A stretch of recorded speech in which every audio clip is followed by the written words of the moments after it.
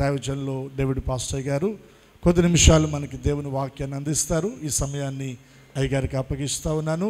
చక్కగా అందరం కూడా ప్రార్థనా పూర్వకంగా దేవుని మాటలు విందాం. Praise the Lord. దేవునికి స్తోత్రం. హల్లెలూయా. వచ్చిన మీ అందరికీ నా యొక్క వందనాలు. ప్రత్యేకంగా మరి 25వ వార్షికోత్సవ విమోచన పండుగలు కనుక నేను అనుకుంటున్న స్వాతి పెళ్ళి ఎన్నేళ్ళు అవుతుందో మరి 2016 నుంచి కరెక్ట్ జ్ఞాపకం లేదు. మొత్తం మీద వివాహమైన ఆ సంవత్సరం నుండి కూడా ఇక్కడికి రావడం జరుగుతుంది. కనుక ఈ విమోచన పండుగలను మమ్మను ఆహ్వానించినటువంటి మరి పాస్టర్ రమేషయ్య గారికి, అదేవిధంగా ఇక్కడ కూడిన దైవజనులందరికీ మనస్ఫూర్తిగా వందనాలు. మరి ముఖ్యంగా స్వాతి రాము వాళ్ళ కుటుంబానికి కూడా నా యొక్క వందనాలు తెలియజేస్తున్నాను. కారణం ఏంటంటే మేము ఇక్కడికి రావడానికి కారణము మరి రాము స్వాతి వాళ్ళ కుటుంబం. ఆమేన్. అదేవిధంగా మరి వాళ్ళ మమ్మీ డాడీ, ఎవరు మమ్మీ డాడీ? స్వాతి వాళ్ళ మమ్మీ డాడీ ఎఫ్రాయిం గారు, మేరమ్మ వాళ్ళకు, వాళ్ళ కుటుంబ సభ్యులకు, వారు కూడా అందరు అంటే అందరు కాదు కానీ కొందరు ఉన్నారు. ఎందుకంటే చిన్నపిల్లలను ఇంటికాడ వదిలిపెట్టించారు కనుక వారికి కూడా నా యొక్క మనస్ఫూర్తిగా వందనాలు తెలియజేస్తున్నాను. మరి ముఖ్యంగా నిజంగానే ఈ సంవత్సరం మరి కుటుంబం అంతటితో రావడానికి గల కారణం ఏంటంటే మరలా నేను ఒక్కనే రావాలి అనుకున్నాను. ఆ తర్వాత పాస్టర్ గారు చెప్పారు, ప్రతిసారి చెప్తూ ఉంటాడు పాస్టర్ గారు, అయ్యా ఫ్యామిలీతో రండి అయ్యా అని. అయితే ఈ సంవత్సరం నేను పాస్టర్ గారు చెప్తూ ఉంటాడులే అని చెప్పేసి ఒక్కనే రావాలి అనుకున్నాను. నాకు తెలియకుండా ఝాన్సీకి ఫోన్ చేస్తుంది. ఎవరు? స్వాతి. ఈ స్వాతి ఒక్కటి చేయడం కాదు కానీ రాము కూడా ఫోన్ చేయడం స్టార్ట్ చేసిండు. స్తోత్రం కలుగునుగాక. ఈ సంవత్సరం మాది 25వ వార్షికోత్సవం కనుక తప్పకుండా మీరు అందరు రావాలన్న ఫ్యామిలీతో. అంటే మొత్తం మీద మరి ప్రతి సంవత్సరం కూడా ఇది ఎగ్జామ్స్ టైం, అందుకని పిల్లలు ఎగ్జామ్స్ ఉంటాయి కనుక తీసుకురాలేదు. ఈ సమయం మా పిల్లలు ఇద్దరిది కూడా ఇంటర్మీడియట్ అయిపోయి ఇద్దరు డిగ్రీలోకి వచ్చారు. మీరు ప్రార్థన చేయండి. బాబు డిగ్రీ ఫస్ట్ ఇయర్, పాప హోమియోపతి డాక్టర్, ఆమె కూడా ఫస్ట్ ఇయర్. కనుక పరీక్షలు లేవు కనుక ఇక నిజానికి సండే పంపించిన వాళ్ళు హైదరాబాద్లో చదువుతారు. నిన్న సాయంత్రం ఫోన్ చేసి స్వాతక్క మరీ పిలుస్తుందిరా, నాకు తెలియకుండా మమ్మీకి ఫోన్ చేస్తుంది, మమ్మీకి తెలియకుండా ఇద్దరికి ఫోన్లు చేస్తుంది, కనుక మీరు కూడా వచ్చేసేయండి అని చెప్పడం జరిగింది. కనుక ఈ యొక్క నంది వెలుగులో ఈ విమోచన పండుగలలో పాల్గొనే భాగ్యం మా కుటుంబానికి, మా సంఘస్థులకు ఇచ్చినందుకు మరొక్కసారి మనస్ఫూర్తిగా పరిశుద్ధాత్మునికి వందనాలు తెలియజేస్తూ మీకు కూడా నా వందనాలు తెలియజేస్తూ ఉన్నాను. గట్టిగా చప్పట్లు కొట్టి ఒక్కసారి యేసు ప్రభు నామాన్ని మహిమపరుస్తాం. దేవదేవునికి మహిమ కలుగునుగాక. మరొకసారి పాస్టర్ గారికి, పాస్టమ్ గారికి, నిజంగా పాస్టర్ గారు వాళ్ళ బాబు కూడా ట్రైనింగ్ కంప్లీట్ చేసుకొని సేవలో ఉన్నారు. వారికి కూడా, ఎందుకంటే ఆల్రెడీ ఇప్పుడు సేవకురు కదా, అయిపోయింది కదా, కంప్లీట్ చేసుకున్నారు. వారు కూడా సేవలో ఉండడం, పాస్టర్ గారి అబ్బాయి సేవలో ఉండడం చాలా సంతోషం. వారికి కూడా నా యొక్క మనస్ఫూర్తిగా వందనాలు తెలియజేస్తూ ఉన్నాను. మంచిది క్రీస్తునందు ప్రియమైన దేవుని బిడ్డలారా, మరొకసారి మా సంఘం తరఫున కూడా మహనేం ప్రార్థనా మందిరం లక్కారం తరఫున కూడా మీకు వందనాలు తెలియజేస్తున్నాను. ఇలాంటి విమోచన పండుగలు ఇంకా అనేక సంవత్సరాలు జరుపుకోవాలని మనస్ఫూర్తిగా కోరుకుంటున్నాను. అంత మాత్రమే కాదు కానీ మొదట నీ స్థితి కొద్దిగా ఉండినను తుదకు నీవు మహా అభివృద్ధి నందెదవు అని యోబు గ్రంథంలో వ్రాయబడిన ప్రకారము మరి ఈ పరిచర్య ఇంకా అభివృద్ధి పొందాలని కోరుకుంటూ వాక్యములోనికి వెళుతూ ఉన్నాం. చూడండి దేవుని బిడ్డలారా, మనందరికీ బాగా తెలిసినటువంటి వాక్యము లేవియాకాండము 11వ అధ్యాయము.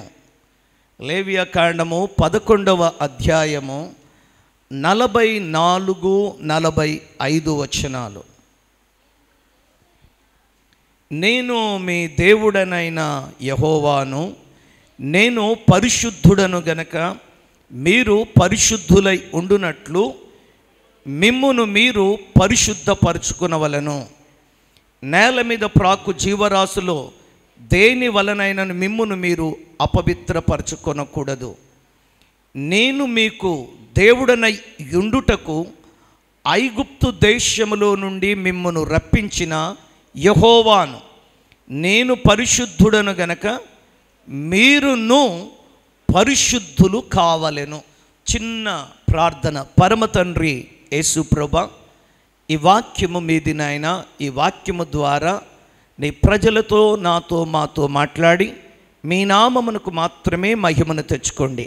యేసయ్య, దయ ఉంచి మా మధ్యలో ఉన్నందుకు వందనాలు చెల్లిస్తూ వినగల చెవులను, గ్రహింపగలిగిన హృదయమును అనుగ్రహించి నన్నును మీ స్వాధీనంలో ఉంచుకునమని యేసుక్రీస్తు నామములో ప్రార్థన చేయించు ఉన్నాము తండ్రి.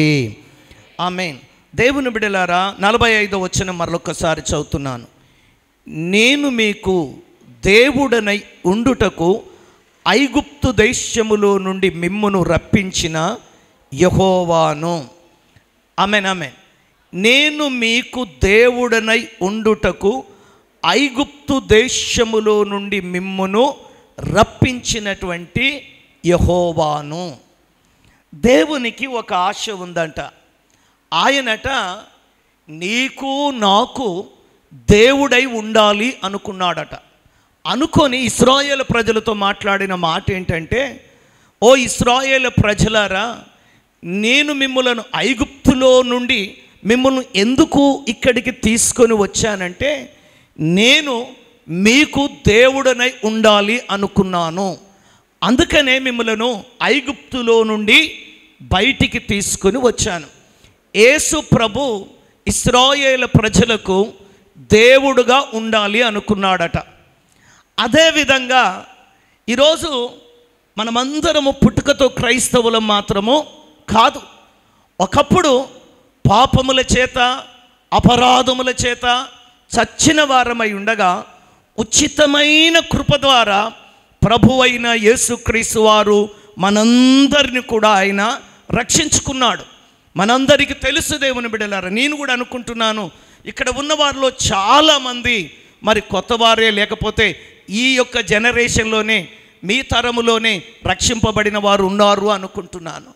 కనుక ఎందుకు ఆయన తన రక్తము చేత నిన్ను నన్ను కడుక్కొని ఈరోజు ఈ యొక్క విమోచన పండుగలోనికి ఆయన నిన్ను ఎందుకు తీసుకొని వచ్చాడంటే, ఆ రోజు ఇశ్రాయేలు ప్రజలతో మాట్లాడుతున్నాడు ఏంటంటే, నేను మీకు దేవుడుగా ఉండాలి అనుకుంటున్నాను గనకనే ఐగుప్తులో నుండి మిమ్మల్ని బయటికి తీసుకొని వచ్చాను అంటున్నాడు. అదేవిధంగా ఈరోజు కూడా మనలను దేవుడు ఎందుకు ఈ విమోచన పండుగలకు తీసుకొని వచ్చాడు, ఈ నంది వెలుగు ప్రాంతానికి మనల్ని తీసుకొని వచ్చాడు అంటే, ఈరోజు ఈ మాటలను వింటూ ఉన్నావంటే ఆయన నీకు దేవుడుగా ఉండాలి అనుకుంటూ ఉన్నాడట. యెహోవా దేవుడుగా గల జనులు ధన్యులు. అంటే ఆయన నీకు దేవుడుగా ఉంటే నీవు ధన్యురాలవు. దైవానికి మహిమ కలుగునుగాక. బ్రదర్, నువ్వు చాలా ధన్యుడవు. నువ్వు ఎంత ధన్యురాలవో, ఎంత ధన్యుడవో ఇప్పుడు నీకు అర్థం కాదు, కానీ ఒక సమయం రాబోతుంది. ఆ సమయంలో ఖచ్చితంగా నువ్వు ఎంత ధన్యుడవు, ఎంత ధన్యురాలవో అర్థమవుతుంది. నేను చిన్న విషయాన్ని చెప్తాను. ప్రభు అయిన యేసుక్రీస్తు వారు రక్తం చేత కడగబడిన తర్వాత, దేవుని బిడ్డలారా నేను సేవకు రావాలి అని చెప్పేసి దేవుడు సేవకు పిలిచిండు. పిలిచినాక సేవకు వచ్చిన తర్వాత 1 సంవత్సరం అయిపోయింది, 2 సంవత్సరాలు అయిపోయింది, 3, 4, 5, దాదాపు 2002లో పరిచర్యలోకి వస్తే 2007, 8, 6, 2006లో అసలు పరిచర్య అంటే తెలంగాణ ప్రాంతం కొద్దిగా ఇబ్బందికరంగానే ఉంటుంది. ఎంతమంది ఎన్ని తిట్లు తిట్టినా నా డ్యూటీ ఏంటంటే సంచి తగిలించుకునే వాడిని, పర్సనల్ ఇవాంజలిజం ఎక్కువగా చేసేవాడిని. ఊర్లలోకి వెళ్ళి సువార్తను ప్రకటిస్తూ ఉంటే దేవుని బిడ్డలారా, సువార్త ప్రకటిస్తున్నప్పుడు ఎన్నో అద్భుతాలు జరిగినాయి. ఎన్ని అద్భుతాలు అని అంటే, జైకేశ్వరం అనే ఒక గ్రామం ఉంది. ఆ గ్రామములో ఒక ఆమె ముఖం ఇంతలా వాసిపోయింది, కాళ్ళు ఇంతలా వాసిపోయినాయి. ఆ వాసిపోయినప్పుడు ఆమె దగ్గరికి వెళ్ళి, ఆమెకు యేసుప్రభు గురించి తెలియదు, ఆమె దగ్గరికి వెళ్ళి కొబ్బరి నూనె ప్రేయర్ చేసి ప్రార్థన చేసినాక ఆ ఊర్లో ఉన్న వాళ్ళు ఏమన్నారు, వాళ్ళ సొంత కోడన్లు, అప్పటికే కొడుకుల పెళ్ళిళ్ళు అయిపోయింది, మా అత్త గనుక బాగైతే యేసుప్రభు దేవుడని మేము నమ్ముకుంటాము అని చెప్పిండ్రు. ఆశ్చర్యంగా యేసుప్రభు ఆమెను బాగు చేసిండు. ఆ తర్వాత ఇలాంటి వీధులలో చప్పలు డ్రమ్ము కొట్టుకుంటూ పాటలు పాడుకుంటూ వెళుతుంటే ఒక ముసలామ పిలిచి, ఇదిగో ఓ బాబు, యేసుప్రభు గొప్ప దేవుడు అంటున్నావు కదా, ఆ దేవుడు నా కొడుకుకు వచ్చే వారం ఆపరేషన్ అంట, శుక్రవారము గురువారం ఆపరేషన్, నువ్వు నిజంగా గొప్ప దేవుడని చెప్తున్నావు కదా, ఆ దేవుడు గొప్ప దేవుడైతే నా కొడుకు ఆపరేషన్ గిట్ట క్యాన్సిల్ అయిపోతే నేను కూడా యేసుప్రభు నమ్ముకుంటాను అని చెప్పింది. ఆ మల్లేష్ ఆయన పేరు, ప్రస్తుతం ఆ చర్చిలో మెంబర్లు ఇద్దరు కూడా ఉన్నారు. అయితే ఆ అబ్బాయిని పిలిచి ప్రార్థన చేస్తే ఆపరేషన్ క్యాన్సిల్ అయింది. ఇలాంటి అద్భుతమైన కార్యాలు జరుగుతున్నాయి, కానీ వారు మందిరానికి మాత్రం రావట్లేదు. ఒకసారి వచ్చిండ్రు, రూమ్లోనా, ఇది గుడి కాదు కదా అని చెప్పేసి వేరే దగ్గరికి వెళ్ళిపోయినరు.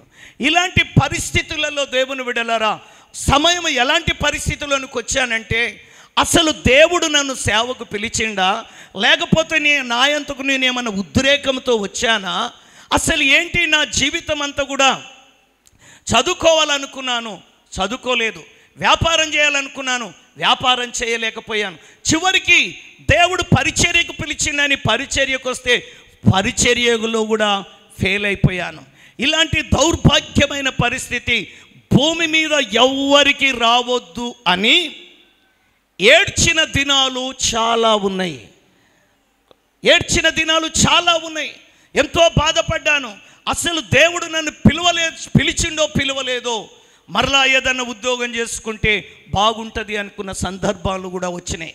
ఆ తర్వాత దేవుని బిడ్డలారా, ఒకానొక దినాన ప్రార్థన చేస్తున్నాను, అసలు నేను ఈ ప్రదేశంలో ఉండాలా లేకపోతే ఎక్కడికైనా వెళ్ళాలా అని ప్రార్థన చేసినప్పుడు దేవుడు ఒక చిన్న దర్శనాన్ని చూపించిండు, అక్కడే ఉండాలి అని. ఆ రోజు అక్కడే ఉండాలి అనడానికంటే ముందు, మరి 2006 కంటే ముందు ఒక సంఘటన, అది 6 అనుకుంటున్నాను. అప్పుడు మా చిన్నమ్మ గారు ఉన్నారు. దేవుడుగా ఉంటే మనకు వచ్చే లాభం కొరకు చెప్తున్నాను. మా చిన్నమ్మ ఏం చెప్పిందంటే, ఒరే నువ్వు ఆడ పరిచర్య చేస్తున్నావు, జనాలు ఎవరు లేరు కదా, మరి నాకు తెలిసిన ఒకరున్నారు, ఆ టైంలో 5,000 రూపాయలు శాలరీ ఇస్తారంట, మరి వచ్చేసేయి అని చెప్తే నేను అనుకున్నాను, బాగుంది కదా, ఇక్కడ ఎలాగూ జనాలు వస్తలేరు, అక్కడికి వెళ్తే బాగుంటుంది అనుకున్నాను. ఆ సందర్భంలో దేవుని బిడ్డలారా, ప్రార్థన చేసినప్పుడు ప్రభువు ఇక్కడే నిలబడు అని చెప్పాడు. అక్కడే నిలబడని చెప్తే తినడానికి సరిగా లేనటువంటి పరిస్థితి, జనాలు సువార్త చెప్తున్నా కానీ ఎవరు రావట్లేదు.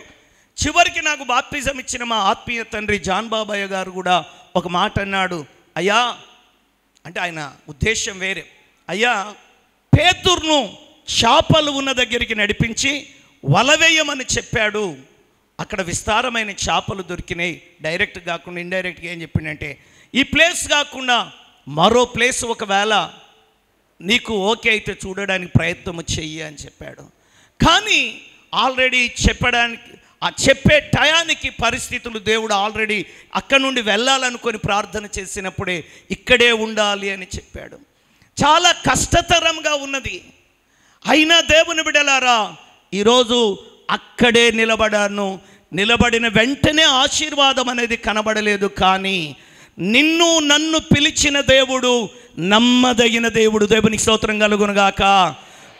దేవుని బిడ్డలారా, ఒకానొక దినాన ఇలాంటి చర్చిలో మీటింగ్ జరుగుతూ ఉంటే, ఆ మీటింగ్లో లైన్లో పాస్టర్ల మీటింగ్, విజయవాడ నుంచి వచ్చి స్టీఫెన్ గారు అని చెప్పేసి వాళ్ళు మీటింగ్ పెడితే, పాస్టర్ల మీటింగ్ అని నేను అక్కడికి వెళితే, అక్కడ ఉన్న పాస్టర్ గారు దాన్ని ఎవరైతే అరేంజ్మెంట్ చేశారో ఆ పాస్టర్ గారు నన్ను పిలిచి, ఏంటి లైన్లో నిలబడ్డావు, టోకెన్ తీసుకున్నావా, అన్నంది నీకే అంటే 20 రూపాయలు టోకెన్ తీసుకోవాలి, సార్ తీసుకున్నాను సార్ అన్నట్టు చూపెట్టు అన్నాడు.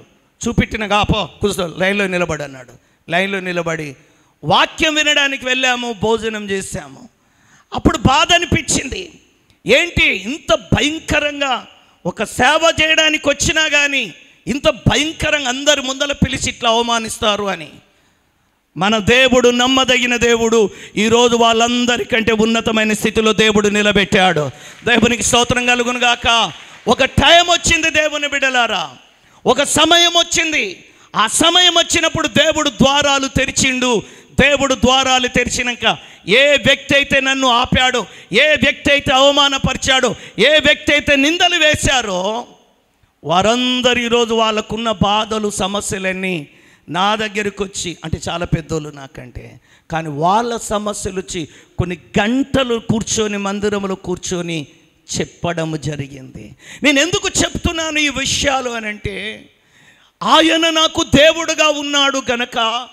ఒకప్పుడు నేను ఓడిపోయిన వ్యక్తిగా ఉన్నాను, ఒకప్పుడు నేను బలహీనమైన వ్యక్తిగా ఉన్నాను, ఒకప్పుడు నన్ను ఈవెన్ నేను ఎక్కడైతే రక్షణ పొందానో ఆ రక్షణ పొందిన సంఘంలో కూడా పేరు చెప్పకూడదు, మంచి దైవజనులు వాళ్ళు.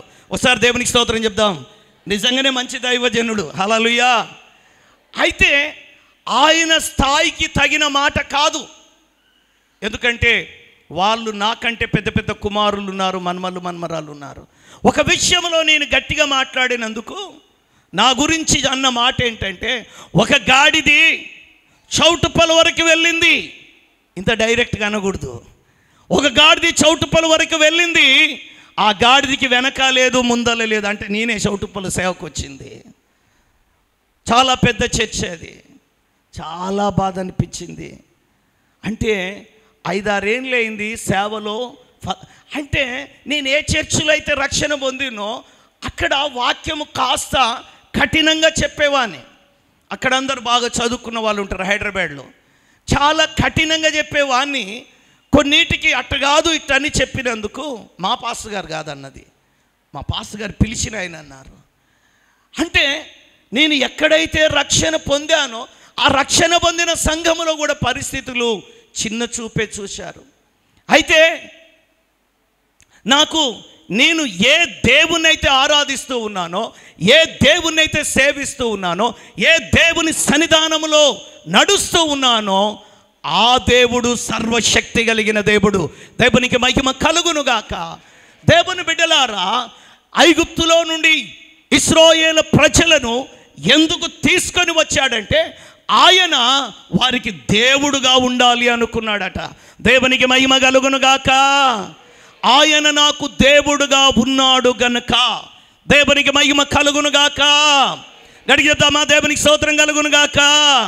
హల్లెలూయా. ఆయన నాకు దేవుడుగా ఉన్నాడు. ఆయననే ప్రభువైన యేసు క్రీస్తు వారు. దేవునికి మహిమ కలుగునుగాక. ఆయన నీకు దేవుడుగా ఉంటే ఈరోజు నీ స్థితి మొదట కొద్దిగా ఉండవచ్చును, తుదకు నీవు మహాభివృద్ధి జరుగుతుంది. నీ జీవితంలో నా దేవుడు జరిగించబోతాడు. ఈ లోకములో ఆయన నీకు దేవుడుగా ఉంటే నీ తల్లిదండ్రులు విడిచిపెట్టవచ్చు, నీ బంధువులు విడిచిపెట్టవచ్చు, నీ స్నేహితులు విడిచిపెట్టవచ్చు, నీ అన్నదమ్ములు విడిచిపెట్టవచ్చును. కానీ ఆయన నీకు దేవుడుగా ఉంటే యుగ సమాప్తి వరకు సదాకాలము ఆయన నీతో ఉండబోతూ ఉన్నాడు. ఈ లోకములో ఎవ్వరు నిన్ను విడిచిపెట్టినా ఆయన నీకు దేవుడుగా ఉంటే ఆయన నిన్ను ఎన్నడూ విడిచిపెట్టే దేవుడు కాదు. ఆయన నీ కుడి పక్కల ఆయన నీకు నీడగా ఉండి పచ్చిగగల చోటుకు ఆయన నడిపించే దేవుడు. ఆయన నీకు దేవుడుగా ఉంటే ఇశ్రాయేలు ప్రజలతో అంటూ ఉన్నాడు, నేను మీకు దేవుడుగా ఉండడం కొరకే ఐగుప్తులో నుండి నేను మిమ్ములను ఇక్కడికి తీసుకొని వస్తూ ఉన్నాను. ఇది అరణ్యములో ప్రయాణములు చెప్పినటువంటి మాట. అయితే ఒకసారి దేవునికి స్తోత్రం చెప్తామా? నాకు బాగా మాట్లాడుకుంటూ చెప్పేది అలవాటు. యేసు రక్తం జయం, హల్లెలూయా. నిజానికి నేను అసలు వర్తమానాలు, నేను రక్షణ పొందిన కొత్తలో అసలు వర్తమానాలు ఇవి కావండి నాయి.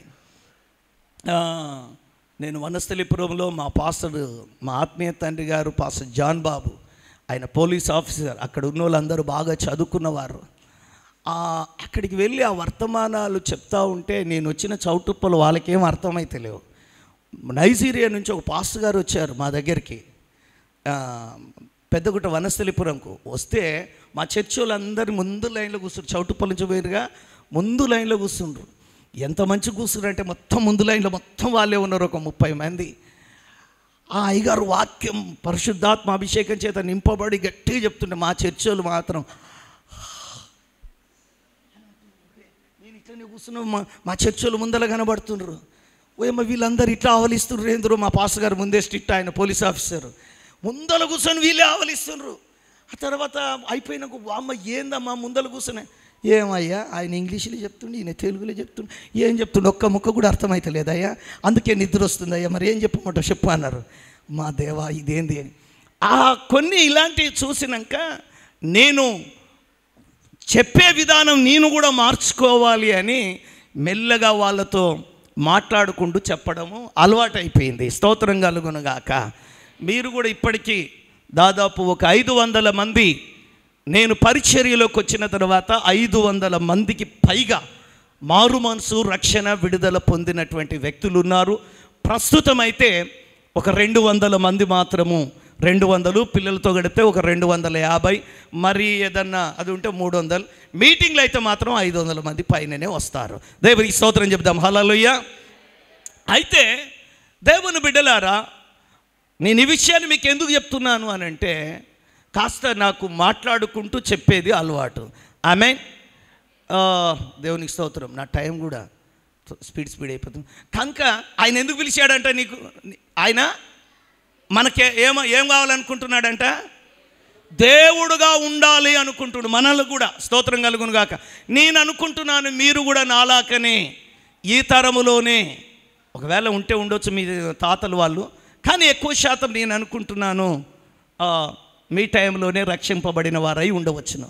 అయితే ఆయన మీకు దేవుడుగా ఉంటే, దేవుని బిడ్డలారా చిన్న సాక్ష్యాన్ని నా ఎదుట పెట్టాను. నేను చదువుకుంది 10వ తరగతే. నేను ఆల్రెడీ ఇంతకుముందు చెప్పాను. 10వ తరగతే పారిపోయి హైదరాబాద్కి వచ్చాను.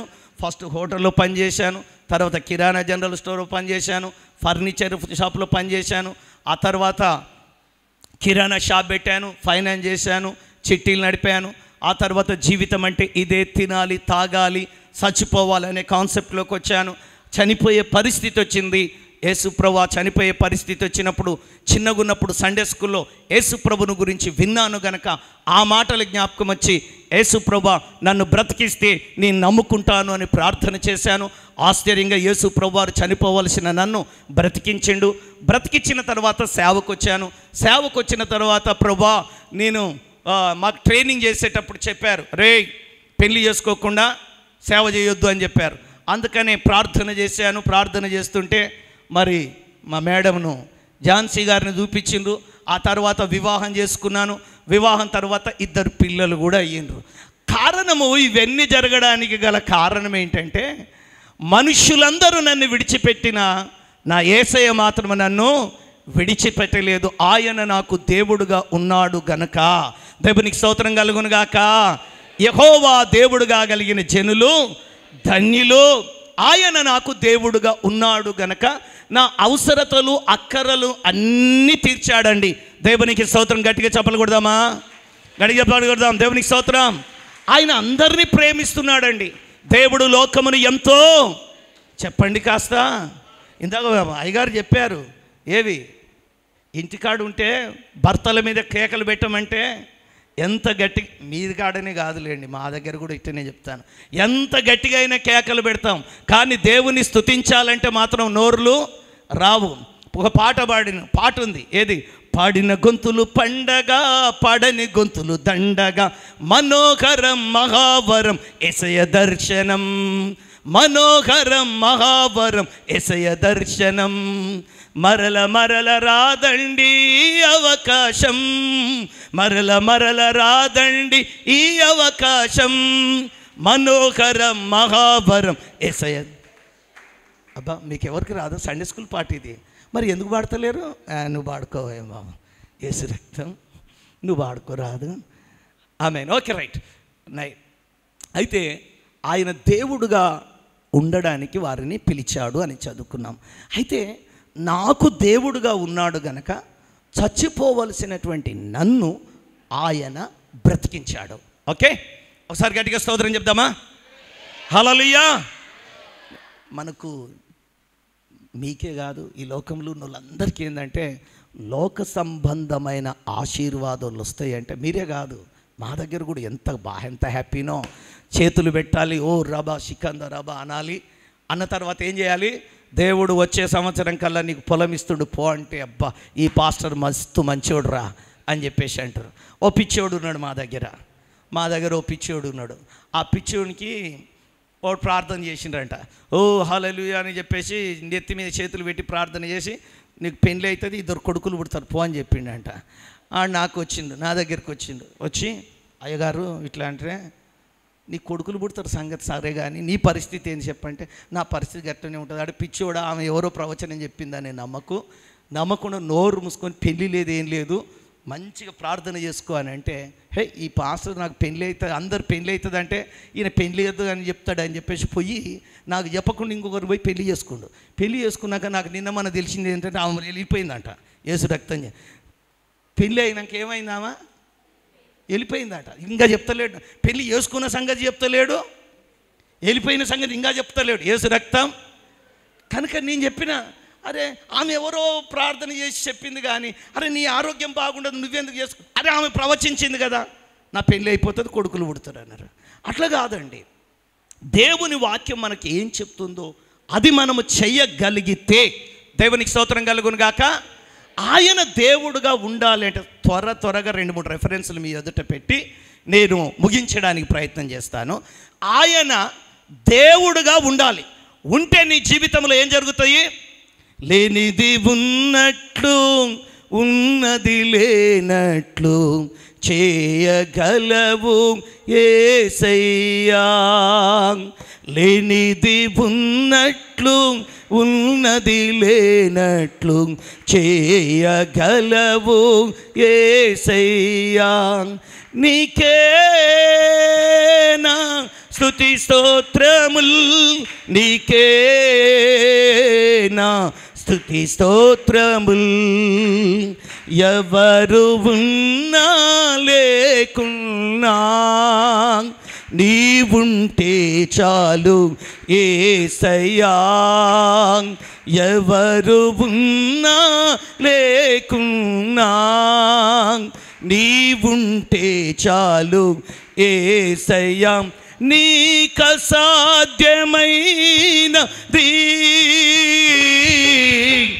ఏదైనా ఉన్నదా? నీకసాధ్యమైనది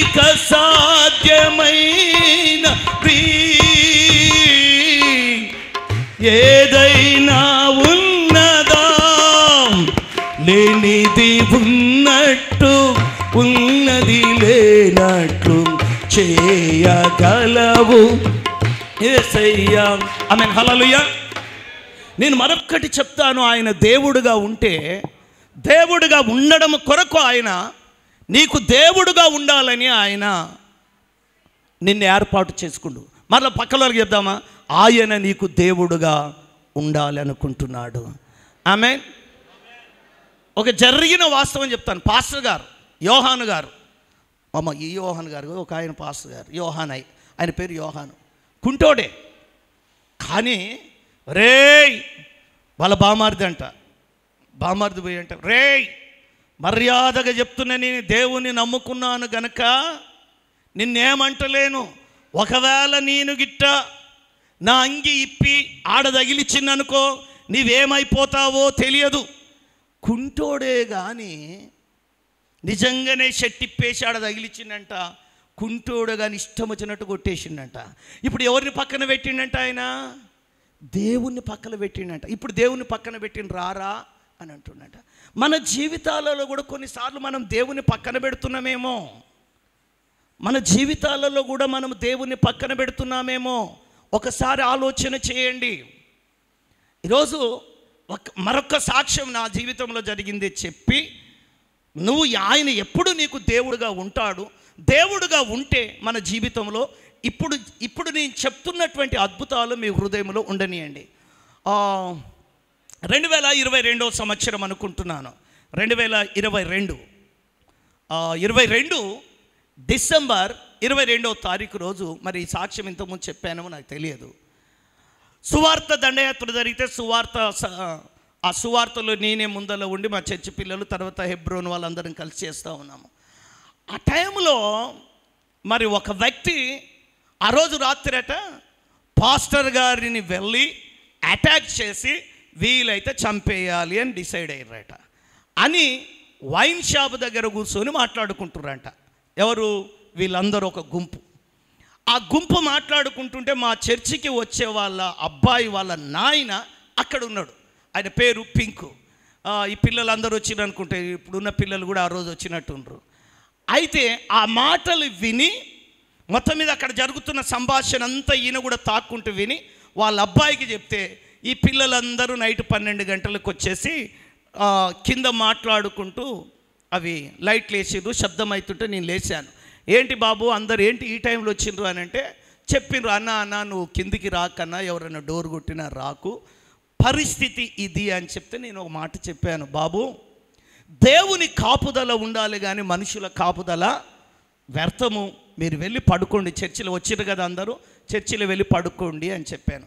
ఆ తర్వాత ఆ రోజు రాత్రి రాలే, కానీ నెక్స్ట్ డే అతను ఫోన్ చేసి ఏం చెప్పిండు అని అంటే, ఒక 45 నిమిషాలు మా చర్చికి వచ్చే ఆసాపు అనే ఒక పేరు పెట్టాము, అతడు భయంకరమైన త్రాగుబోతూ, గంజాయి తాగేవాడు, అన్ని అలవాట్లు ఉన్నాయి. ఆ వ్యక్తి యేసు ప్రభును నమ్ముకుండు కనుక ఆ వ్యక్తికి ఒకప్పుడు దోస్త్ అంట ఈయన ఫోన్ చేసి, తొందరలో మీ పాస్టర్ గారి బ్రతుకు ఏమవుతుందో నీ కళ్ళతోటి నువ్వు చూస్తావు అని ఒక 45 నిమిషాలు ఆయనతో మాట్లాడిండట. ఖచ్చితంగా. అయితే నాతోనూ కూడా ఒక సందర్భంలో వచ్చి మాట్లాడారు, రే ఎక్కడి నుండో వచ్చి ఎంతమందిని నీ మతంలో కలిపావు అని నాతోని కూడా గుంపు వచ్చి మాట్లాడినరు. ఆ టైంలో నన్ను తొందరగా అక్కడ నుండి వెళ్ళిపో అన్నారు. ఆ గుంపులో ఒక ఆమెతోటి ఈమె కూడా, నీకెవడు కంప్లైంట్ ఇచ్చి నువ్వు ఎస్ఐవా సిఐవా అని ఈమెను కూడా అడుగుతా. అట్లా అడుగుతారా మీరు? మేము ఏమో కోఆర్డినేటర్ అంట ఆడేవాడు, దేనికో ఆర్ఎస్ఎస్ఏ, దానికి ఏదో పోస్ట్ చెప్పిండు ఆయన, మేము కూడా మాకు కూడా ఉంటాయి అవి అని ఏవేవో చెప్పిండు. ఆమె కూడా ఏదో అడిగింది. ఫస్ట్ అయితే అన్నా మీరు ఇక్కడ నుండి వెళ్ళిపోండి అని చెప్పేసి నన్ను అంటే, నిజంగానే పిల్లలు ఎవరో వచ్చారు బైక్ తీసుకొని నేను అక్కడ నుండి వెళ్ళిపోయాను. అయితే దేవుడుగా ఉంటే నీ జీవితంలో ఏం జరుగుతుంది, అట్లా జరగాలని మీరు ఏం కోరుకోకండి, యేసు రక్తం జయం. అయితే మొత్తం మీద ఇది డిసెంబర్ 24 తారీఖే మా అబ్బాయితో మాట్లాడిండు. జనవరి 2వ తారీఖు ఆ వ్యక్తి చచ్చిపోయిండండి. యవ్వనస్తుడు, మంచి యవ్వనస్తుడు. ఆయుడు ఒక సేవకుని ఆల్రెడీ ఆ రోజు ఒక సేవకుని గలబట్టుకుండు. ఆ తర్వాత నేనంటే చాలామందిని మతంలో కలిపాను గనక మీ లక్కారం పాస్టర్ను, నాకు కూడా చాలా ఫోన్స్ వచ్చినాయి. అయితే వానికి ఇష్టం వచ్చినట్టు మాట్లాడిండు. కానీ జనవరి 2వ తారీఖు వాడే లేకుండా చచ్చిపోయిండు. యేసు రక్తం. వాడు ఎన్ని పాపాలు చేసిండు మరి నాకేం తెలుసు. ఆల్రెడీ నన్నేమో నా దగ్గరికి రాలే, కానీ ఒక పాస్టర్ గారి కాలర్ పట్టుకుండు, సువార్త చెప్తుంటే వెళ్ళి ఒక పాస్టర్ గారి కాలర్ పట్టుకుండు వాడు. అంటే దేవుడుగా ఉంటే ప్రేమించేంత వరకే ప్రేమిస్తాడు ఆయన. ఒకవేళ ఆయనకు కోపం వస్తే ఒక అంజూరపు చెట్టుని శపించిండు, అది ఎక్కడి నుండి ఎండిపోయిందంట, వేర్ల దగ్గర నుండి పై వరకు ఎండిపోయిందట. ఆయన ప్రేమ కలిగిన దేవుడు, కృప కలిగిన దేవుడు, జాలి కలిగిన దేవుడు. అదే సమయంలో ఆయన రోషము కలిగిన దేవుడు. ఆయన కోపానికి పర్వతాలు కూడా కరిగిపోతాయి దేవుని బిడ్డలారా. కనుక ఆయన దహించు అగ్ని అయి కూడా ఉన్నాడు. ఆయన నీకు దేవుడుగా ఉంటే, ఇదిగో దేవుడుగా ఆయన నాకు దేవుడుగా ఉన్నాడు గనక దరిద్రములో, శాపములో, పాపములో ఉన్న నన్ను బయటికి తీసుకొని వచ్చి నా అవసరతలు అక్కర్లు తీర్చి ప్రాణాపాయ స్థితిలో నుండి కూడా ఆయన నాకు దేవుడుగా ఉన్నాడు గనక ఆయన నన్ను బ్రతికించాడు. త్వరగా 2-3 రెఫరెన్సులు మీకు చూపించి నేను ముగిస్తాను. నీకు ఆయన దేవుడుగా ఉండాలి అని అంటే, పాస్టర్ గారు ఇప్పుడు ఆయన మాకు దేవుడుగానే ఉన్నాడు. ఎస్, మీ అందరికీ ఆయన దేవుడే. హల్లెలూయా, మనందరికీ ఆయన దేవుడే. అయితే దేవుడే, కానీ ఆయన అద్భుతాలు నీ జీవితంలో నా జీవితంలో జరిగించాలి. ఇప్పుడు కింద చదవండి 11వ అధ్యాయం 45వ వచనం. నేను త్వరగా రెఫరెన్సులు మాత్రం మీకు చెప్పి నేను ముగింపులోనికి వస్తాను. మిమ్మును రప్పించిన యెహోవాను, నేను పరిశుద్ధుడను గనక మీరు కూడా పరిశుద్ధులు కావాలి. దేవునికి స్తోత్రం కలుగును గాక. సరే, నువ్వు పరిశుద్ధురాలుగా ఉన్నవా లేదా? ఒకసారి కొలసీలకు రాసిన పత్రిక 3వ అధ్యాయం, కొలసీలకు రాసిన పత్రిక 3వ అధ్యాయము 4వ వచనము నుండి చదవమ్మా. నేనే చదువుతున్నంత కొద్దిగా అందరికీ వినబడతలేదు. 5వ వచనం నుంచి, కావున భూమి మీదనున్న మీ అవయములను అనగా జారత్వమును, అపవిత్రతను, కామాతురతను, దురాశను, విగ్రహారాధనైన ధనాపేక్షను చంపివేయుడి. వాటి వలన దేవుని ఉగ్రత అవిధేయుల మీదకి వచ్చును. పూర్వము వారి మధ్య జీవించినప్పుడు మీరును వీటిని అనుసరించి నడుచుకుంటిరి. ఇప్పుడైతే మీరు కోపము, ఆగ్రహము, దుష్టత్వము, దూషణ, మీ నోట బూతులు అను వీటన్నిటినీ విసర్జించుడి. ఒకనితో ఒకడు అబద్ధమాడకుడి. ఎలయనగా ప్రాచీన స్వభావమును దాని క్రియలతో కూడా మీరు పరిత్యజించి, అంటే విడాకులిచ్చి, జ్ఞానము కలుగు నిమిత్తము దానిని సృష్టించిన వాని పోలిక చొప్పున నూతన పరచబడుచున్న నవీన స్వభావమును ధరించుకొని ఉన్నారు.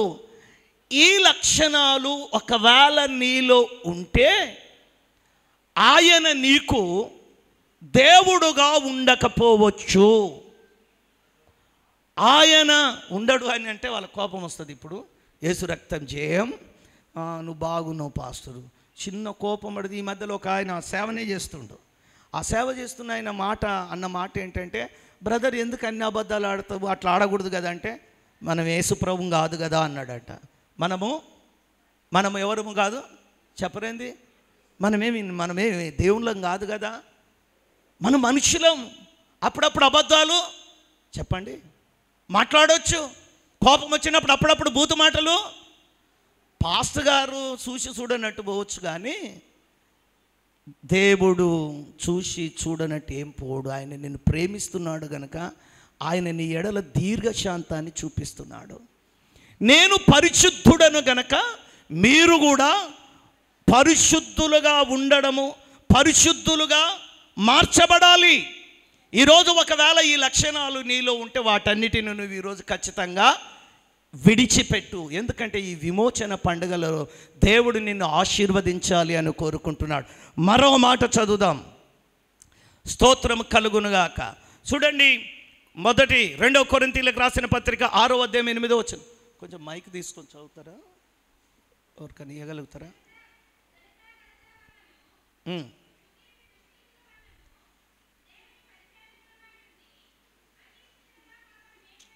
అమ్మ మీరు ఏం చదువుతున్నారమ్మా? 2 కొరింథీయులకు రాసిన పత్రిక 6వ అధ్యాయము చదవండి అమ్మా.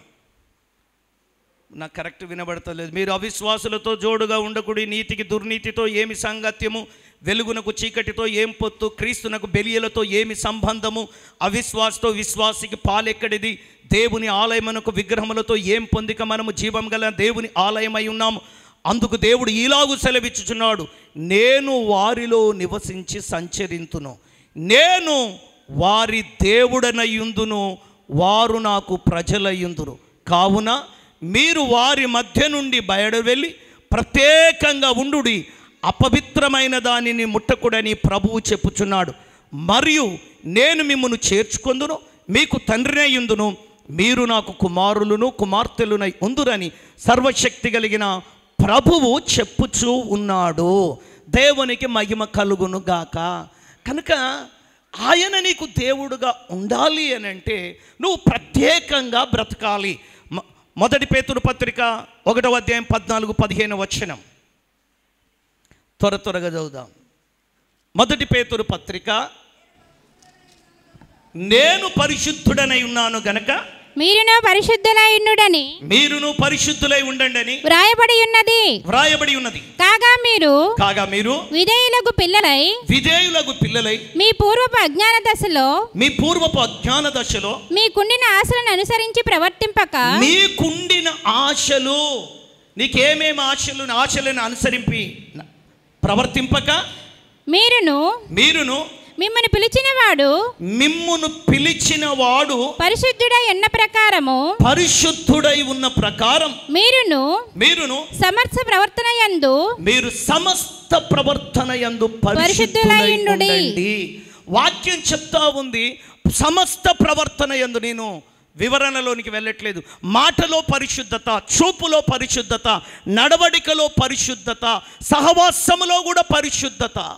ఈరోజు ఆయన మనకు దేవుడుగా ఉండాలి అని అంటే, ఆయన మనల్ని పిలిచిందే ఆయన మనకు దేవుడుగా ఉండాలి అనుకుంటున్నాడు. ఆయన మనకు దేవుడుగా ఉండాలి అని అంటే మన సమస్త ప్రవర్తన పరిశుద్ధంగా ఉండాలి అని వాక్యం చెప్తోంది. హెబ్రీలకు రాసిన పత్రిక 12వ అధ్యాయం 14వ వచనం. హెబ్రీ 12:14. అందరితో సమాధానమును పరిశుద్ధత కలిగి ఉండుటకు ప్రయత్నించుడి. పరిశుద్ధత కలిగి ఉండడానికి ప్రయత్నం చేయండి. పరిశుద్ధత లేకుండా ఎవడునూ ప్రభువును చూడడు. పరిశుద్ధత అనేది నీలో లేకపోతే అసలు నువ్వు ప్రభువును చూడలేవంటే దేవుని రాజ్యములో ఎట్టి పరిస్థితుల్లో నీవు ఉండలేవు. దేవుని రాజ్యంలో ఉండాలి అని అంటే నీ నోటి మాటలు పరిశుద్ధంగా ఉండాలి, నీ ఆలోచన పరిశుద్ధంగా ఉండాలి, నీ యొక్క చూపులు, నడవడిక, సమస్త ప్రవర్తన యందు పరిశుద్ధత ఉండాలి. పరిశుద్ధత లేకపోతే, నీతి లేకపోతే, భక్తి లేకపోతే ఆయన నీకు దేవుడుగా ఉండడు. ఈరోజు నీ జీవితంలో అనేక అద్భుతాలను చూడాలి అనుకుంటూ ఉన్నావు. ఎన్నో విషయాల కోసం నువ్వు ప్రార్థన చేస్తూ ఉన్నావు. నీ ప్రార్థనకు జవాబు రావటం లేదేమో. నీ జీవితంలో అనేక మంది జీవితాలలో అద్భుతాలు జరుగుతూ ఉన్నాయి, కానీ ఒకవేళ నీ జీవితంలో జరగటం లేదేమో. నీ జీవితంలో అద్భుతాలు జరగకపోవడానికి గల కారణం నేనేం చెప్తున్నానంటే, నిజంగా ఆయన నీకు దేవుడుగా ఉంటే మధురంగా మార్చబడ్డది, ఆకాశము తెరవబడ్డది, వారికి కావలసిన మన్నా వచ్చింది. దేవుని బిడ్డలారా, ఆయన నీకు దేవుడుగా ఉంటే బైబిల్ వాక్యం ఈ విధంగా చెప్తా ఉన్నది. అలనాడు ఐగుప్తు దేశంలో ఇశ్రాయేలు ప్రజల మధ్యలో, అలనాడు ఐగుప్తు దేశంలో ఎలాంటి సూచక్రియలు, మహత్కార్యాలు చేశాడో, నేడును ఇశ్రాయేలు మధ్యలో, ఇతర మనుషుల మధ్యలను అలాంటి సూచక్రియలు, మహత్కార్యములను కలగజేయచ్చు ఆయనకు నేటి వలన తన నామానికి కీర్తి తెచ్చుకుంటున్నాడట. ఈరోజు నీ జీవితంలో అద్భుతాలు జరగటము లేదు అంటే, మన ప్రార్థనకు జవాబు రావటము లేదు అని అంటే, మనము పరిశుద్ధతను కోల్పోయామేమో. ఈ విమోచన పండుగలలో ఒక్కసారి ఇప్పుడు నేను చెప్పిన లక్షణాలన్నీ మీరు ఇంట్లోకి వెళ్ళినాక చదవండి. ఒకవేళ పరిశుద్ధులుగా ఉంటే ఏం జరుగుతుంది, ఒకవేళ పరిశుద్ధంగా ఉండకపోతే ఏం జరుగుతుందో 2-3 రెఫరెన్సులు చదివించి ప్రార్థన చేస్తాను. ప్రకటన గ్రంథం 21, ప్రకటన గ్రంథము 21వ అధ్యాయము 27వ వచనం చదవండి. గొర్రెపిల్ల యొక్క జీవగ్రంథమందు వ్రాయబడిన వారే, గొర్రెపిల్ల యొక్క జీవ గ్రంథమందు వ్రాయబడిన వారే దానిలో ప్రవేశింతురు గాని, దానిలో ప్రవేశిస్తారు గాని నిషిద్ధమైనది ఏదైనను, అసహ్యమైన దానిని అబద్ధమైన దానిని జరిగించు వాడైనను దానిలోనికి ప్రవేశింపడు. చాలు.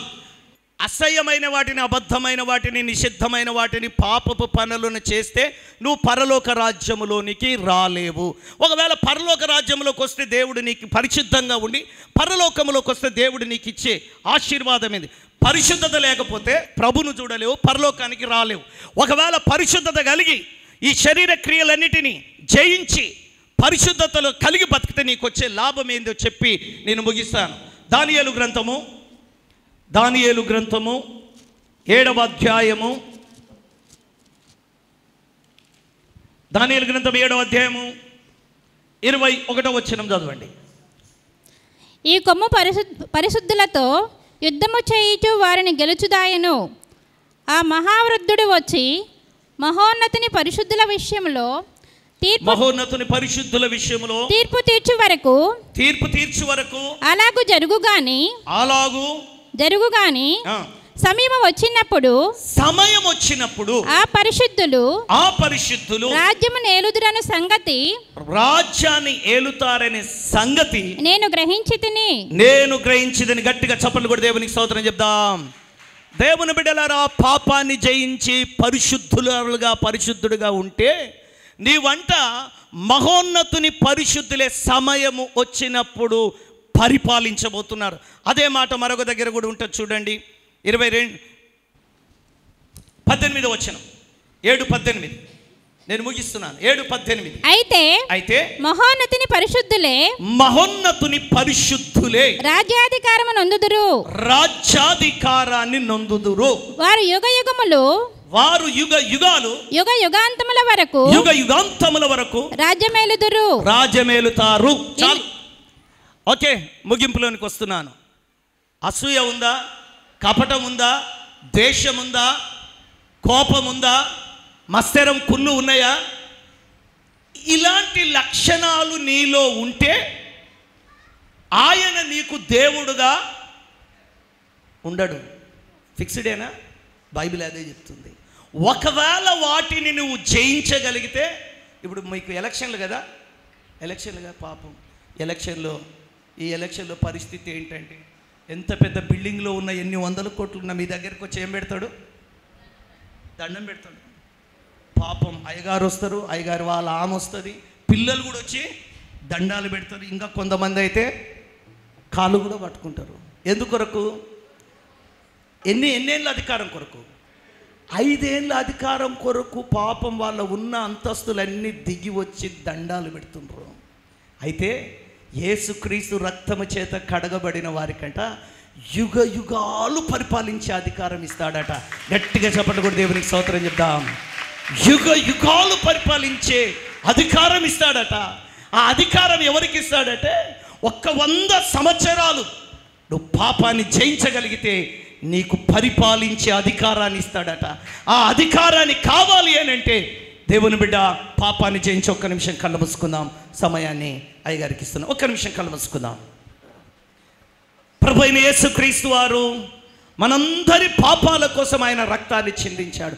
ఒకవేళ ఇంకా యేసు ప్రభు దేవుడని నువ్వు ఇంకా నమ్మకపోతే, ఇదిగో ఈ లోకములో మన కోసం ఎవ్వరు ప్రాణం పెట్టలేదు. బ్రదర్, సిస్టర్, ప్రభు అయిన యేసుక్రీస్తు వారు మన కోసం ప్రాణం పెట్టాడు.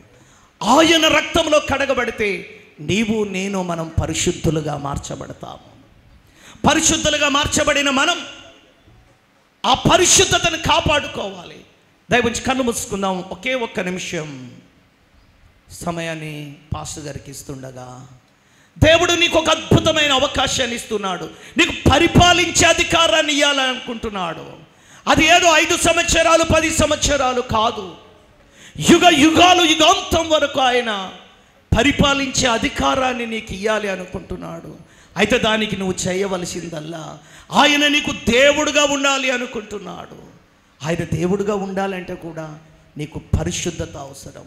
ఒకవేళ పరిశుద్ధత నీలో లేకపోతే ఎన్ని నష్టాలు అంటే దేవుని బిడ్డ, అన్ని అపజయాలు, నిందలు, సమస్యలు. కాస్త పాపాన్ని, శరీర క్రియలన్నిటినీ సమాధి చెయ్యి.